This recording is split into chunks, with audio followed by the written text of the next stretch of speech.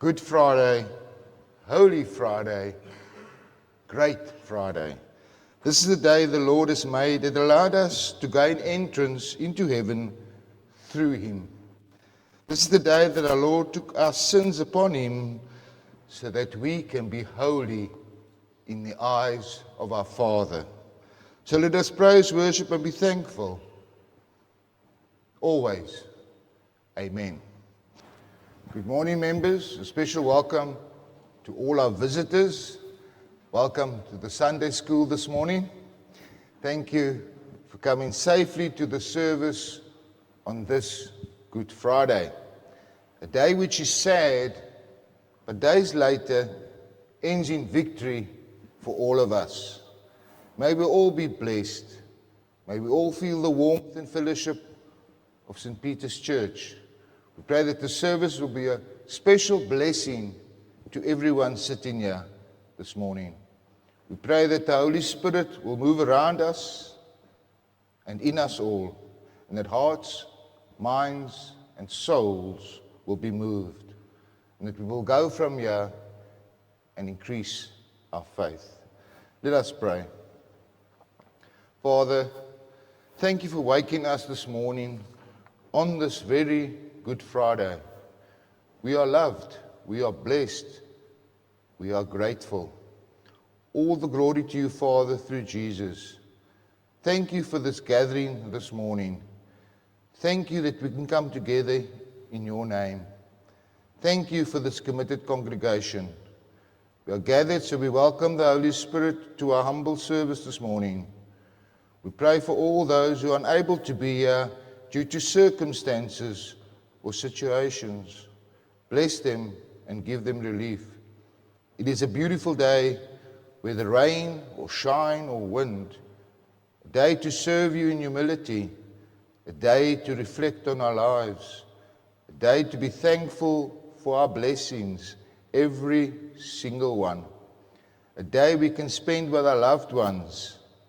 Yes, Father, a day to forgive, love, reconcile, and end silly disagreements, as life is so short.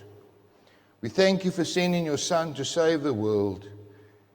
He suffered so that he was an offering for our sins. Father, we pray for all those who have lost hope in this world will find the Holy Spirit, that the Holy Spirit will embrace all those who seek him this morning, that the Holy Spirit will change hardened hearts and minds. Thank you for our daily blessings.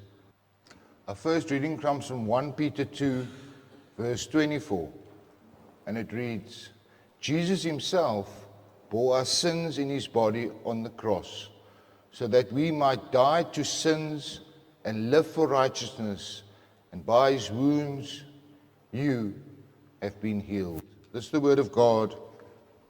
Amen. Our second reading comes from John 2, verse 18, 22. And it reads, the Jews then responded to Jesus, what sign can you show us to prove your authority to do all this? Jesus answered, destroy this temple, and I will raise it again in 3 days.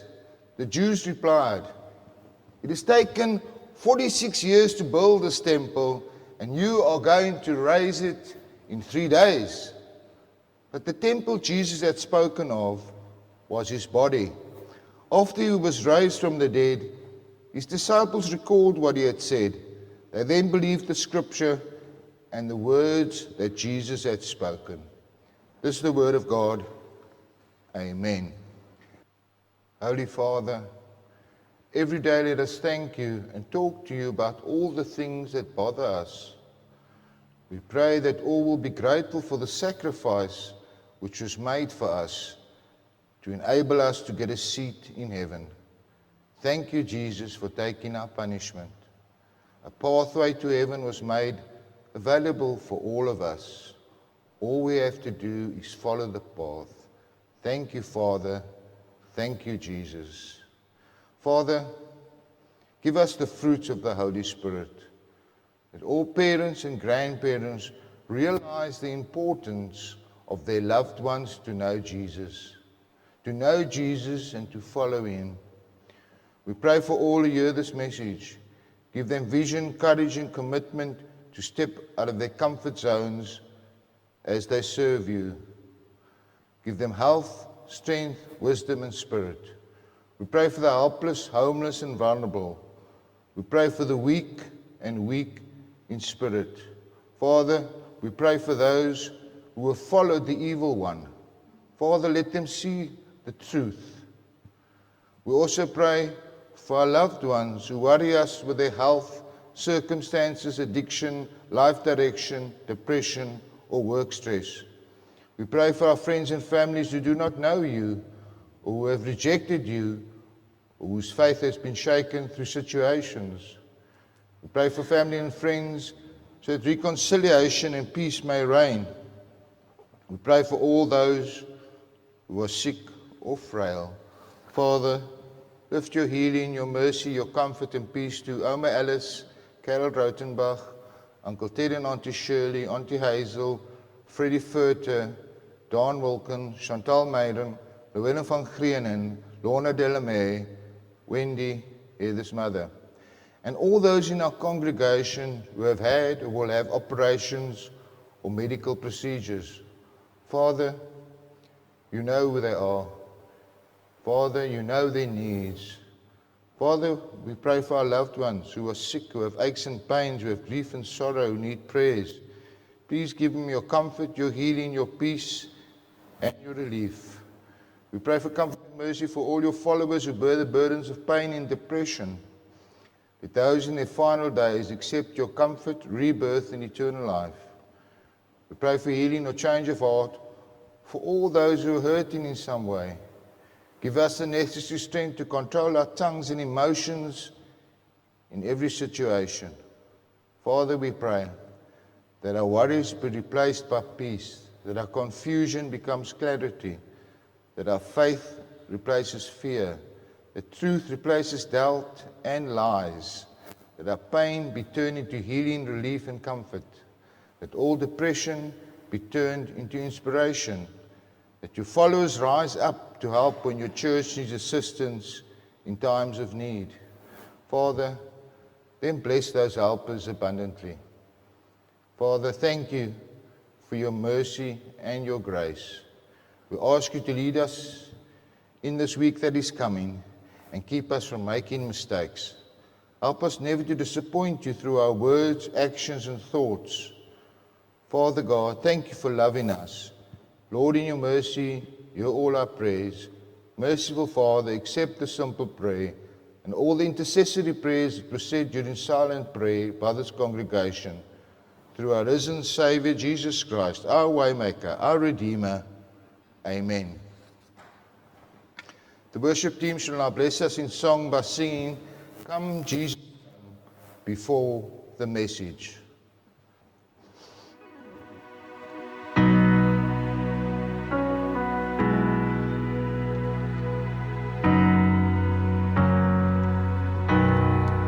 Sometimes I fall to my knees and pray, Come Jesus, come.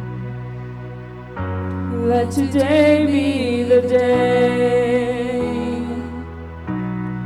Sometimes I feel like I'm gonna break, but I'm holding on to a hope that won't fade. Come, Jesus, come. We've been waiting so long for the day you return to heal every hurt and right every wrong. We need you right now. Come turn this around.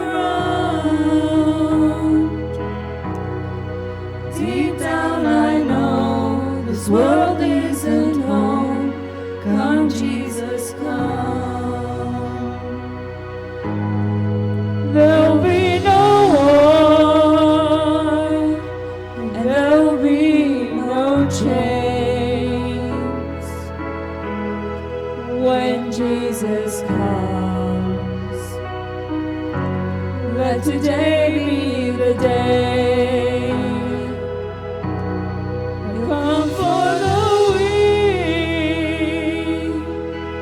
and the strong just the same. And all will believe in the power of His name. Come, Jesus, come. We've been waiting so long for the day you return to heal every hurt and right every wrong. We need you right now. Come and turn this around. Deep down I know this world isn't home. Come, Jesus, come.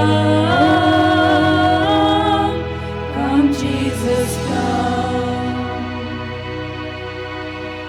One day you'll come, and we'll stand face to face. Come and lay it all down, 'cause it might be today. The time is right now. There's no need to wait. Your past will be washed by rivers of grace. Come, Jesus, come. We've been waiting so long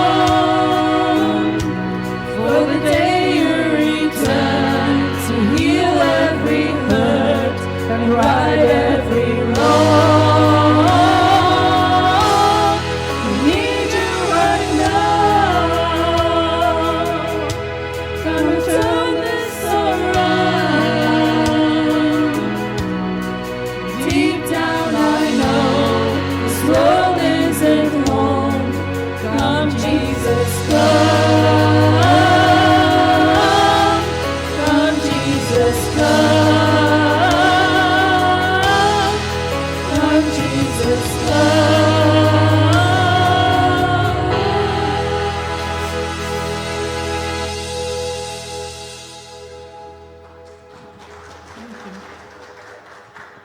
Thank you very much, worship team. Thank you. Now, if you've ever taken your child or your grandchildren into a shop and it seems they want to do everything in the shop. They want to run around and touch the things on the shelves. And I've seen it. And I also had children, so they seem to want to be able to touch everything. So a man takes his 5-year-old to a store. Now, it's a very expensive store, and he's going to buy his wife a birthday present. So he needs to get something quite nice, you know. The wife can be very fussy. And as he walks around the shelves and his 5-year-old walking behind him, he sees all these signs. And what do those signs say? You break, you pay. And I'm sure you've seen those signs in a lot of our shops around PE. At the center of the shop was an aisle with the most expensive stuff. And at the point of the aisle was a pedestal. And on that pedestal was a gigantic vase. And expensive. It looked expensive. And as you know, as the man walked past the vase, his 5-year-old child wanted to touch it. Just a small little touch. He just wanted to just feel it. few decorations on it. But as he ran up to touch the vase, he tripped. And the vase fell to the floor with a loud crash.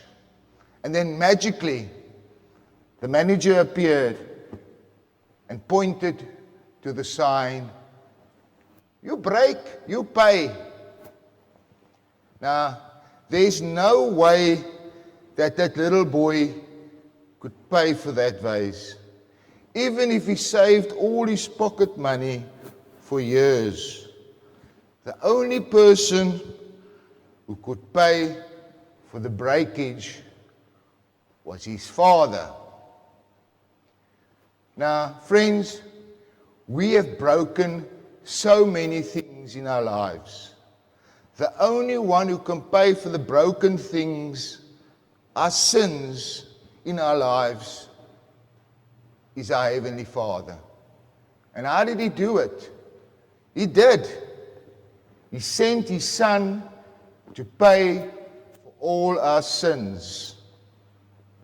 It is Good Friday, Holy Friday, Great Friday. On this day, Jesus carried His cross to His place of crucifixion. Now, you may wonder how this day actually started. How did things just come together? Let us start in the Garden of Gethsemane. After we enjoyed our Passover meal, feeling very full and sleepy. Now, as you can imagine, Jesus was also human. He had the emotions of a human, but yet He was God. He was in great anguish, fighting the desire to be released from what He had to do. He had to do it. It was prophesied. He had to do it. And He's utterly alone. And He prays, Father, if you are willing, remove this cup from me. Nevertheless, not my will, but yours be done. And what did the Father do? The Father sent an angel from heaven to strengthen Him. And after being in agony, He prayed, and His sweat became like great drops of blood falling to the ground. Suddenly, we are awoken by Judas Iscariot coming along with a group of soldiers. We watch the events of the Friday unfold. Begins with the questioning of Jesus as He's taken to Pilate, who can't find any guilt in Him. But you must remember that previously Jesus had entered, and the crowds were waving palm branches, and they were shouting, Hosanna, and you are the greatest. And now, they were angry outside, agitated, baying for His blood. How did they change in such a short time? Jesus is quiet, does not defend Himself. Rarely does He say anything. And what happens? He's found guilty of violating the Sabbath law by performing miracles and healing on a Sabbath.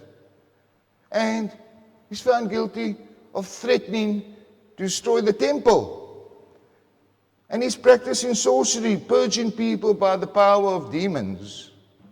And finally, he claims to be the Messiah. Really now? Now, the mob that is out there, they want Barabbas, a criminal, be released. As is the custom of Passover, Jesus take His place. Now Pilate is a politician, like many politicians we know of. They've got no backbone. And so he just shakes his hands of the whole situations. So Jesus is flogged with a whip containing metal barbs designed to rip the flesh. Just agonizing pain. And it's strange, when there's a situation, the mob feeds off the energy, and the mob starts humiliating Jesus, hitting him, spitting on him, and placing a painful crown of thorns on his head. Now blood, tears, sweat flow down into the eyes of Jesus. You can even taste it on his lips. Then he has to carry his own cross on his raw, skinless back through town. Along the way, he sees all his family and friends. And what are they doing? They're weeping. They're weeping for the sight they are seeing. The procession comes to Golgotha. Jesus is stripped of his clothing. Above his head, they put a sign, King of the Jews. Jesus is nailed between two criminals. Gestus was on the cross, left of Jesus. Dismas on the right. The eventual believer in Christ was on the right side of Jesus. Everyone watched the soldiers hammer the nails into the hands and feet of Jesus.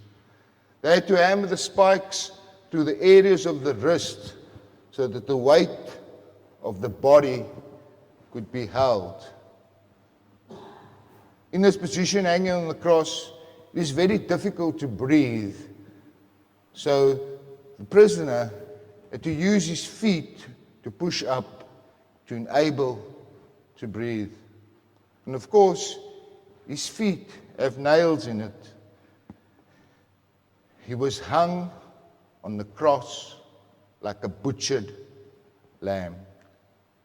Through all this, what does Jesus do? Does he curse? Jesus forgives the sins of Dismas hanging next to him. He lets Dismas know that both will be in paradise afterwards. And what does he do? He doesn't run away and say and curse. He says to the Father, Father, forgive them. Forgive these people, for they do not know what they are doing. Finally, Jesus yielded up his spirit, saying, Father, into your hands I commit my spirit. Jesus had completed his important mission. At that moment, the only good thing about that day occurred. What, you may ask? Jesus had opened us a stairway to heaven. And to show the power of God, the sky grew black. There was a great earthquake. Rocks were split and tombs were opened. A giant 50-foot tall curtain in the temple was torn. What happened at that moment? All our sins were forgiven, and everyone who believes has complete access to God himself through Jesus Christ and the Holy Spirit. Now, friends, we cannot imagine the pain that Jesus went through, the agony, because he was still human, although he was God. I've heard the screams of the crowds and the laughter of the Roman soldiers. I've heard the sound of a thud as the cross hits the ground. I've seen the sight of soldiers tossing a tired, beaten man on the top of that cross. Perhaps the most ear-shattering sound of all, the hammers hitting the nails into the flesh. I focus on the man. Let us focus on Jesus. What did he do wrong? Nothing. He did nothing wrong.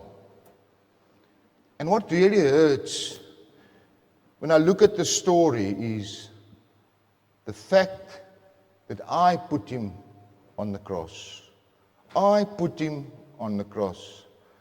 The fact that selfish, fleshy desires of doing things wrong and my way has caused another to suffer is unbearable.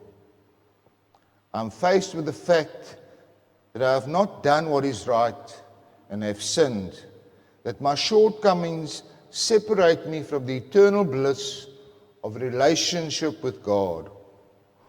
All throughout the New Testament, I'm reminded that I need to have a relationship with God.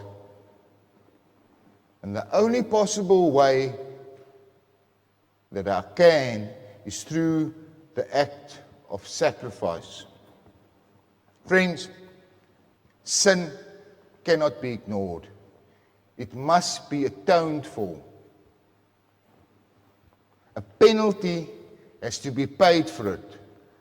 That penalty in the Old Testament was always paid with a blood offering from a sacrificial lamb.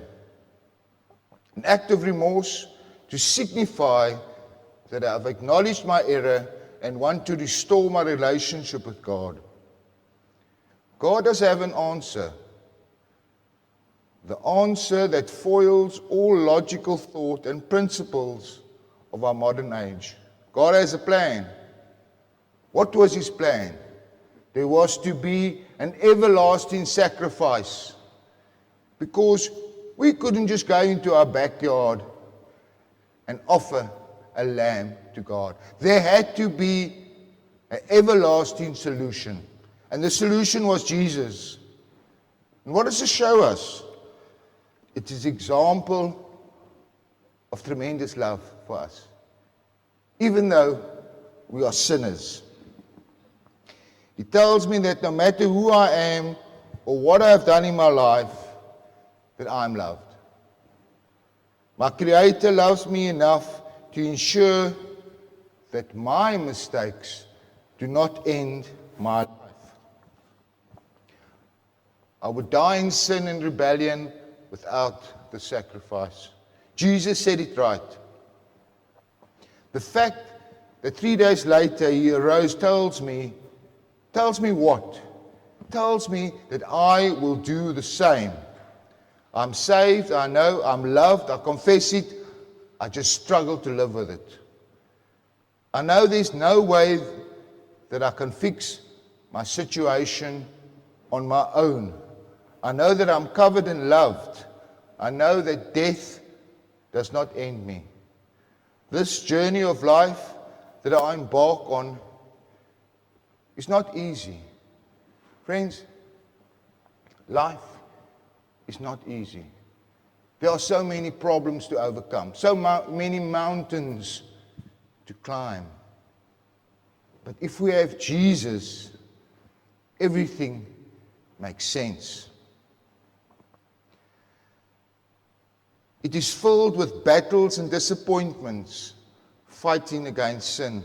It is filled with pain, heartache, and at times loneliness.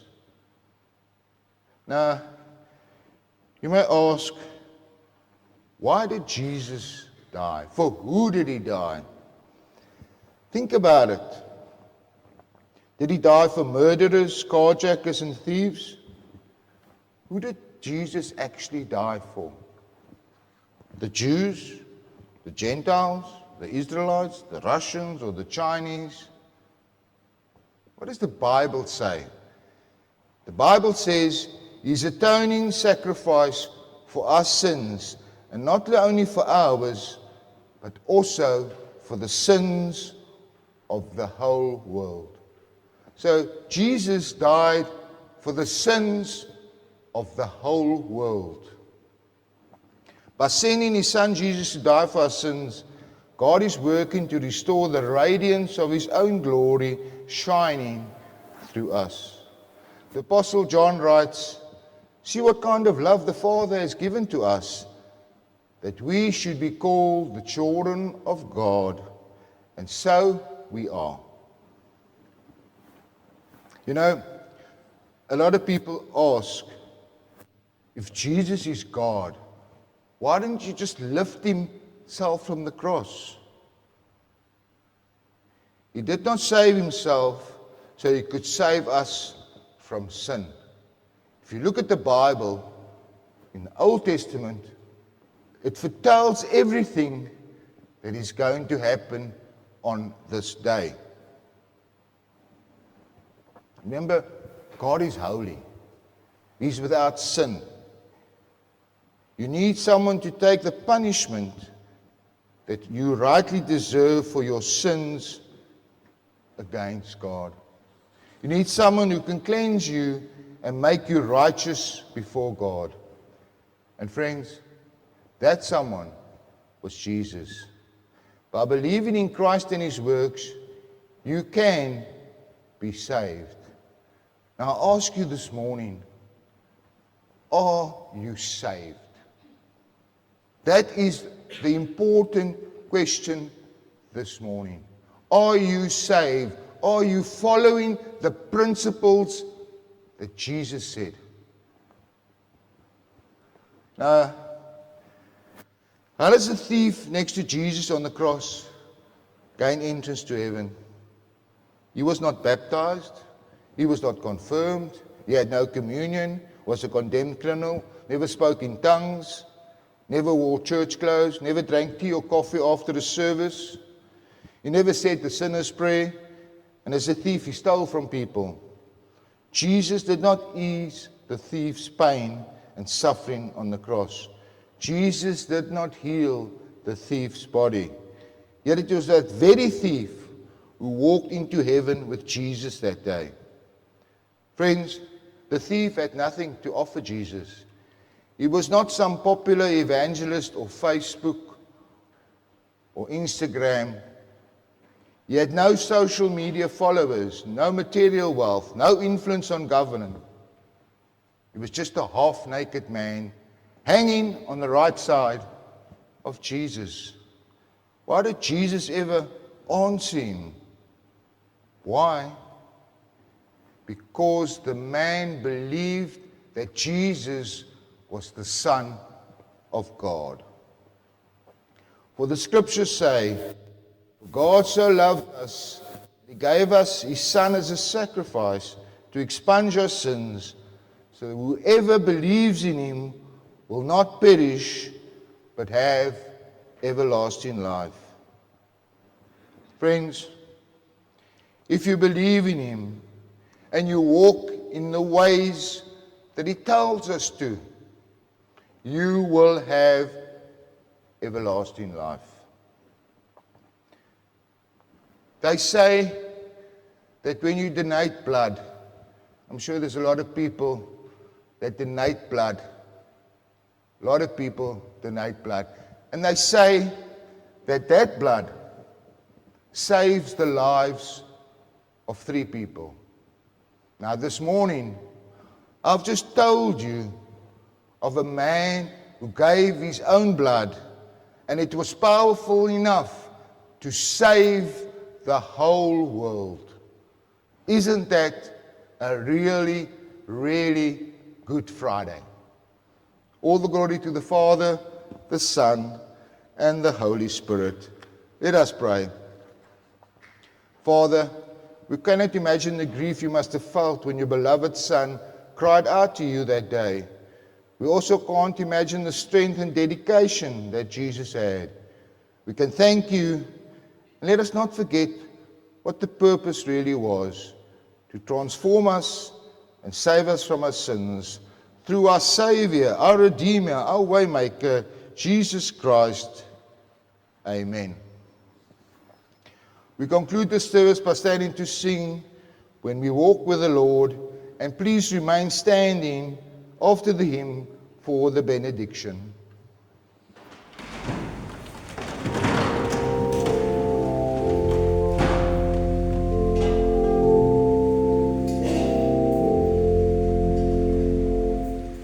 When we walk with the Lord,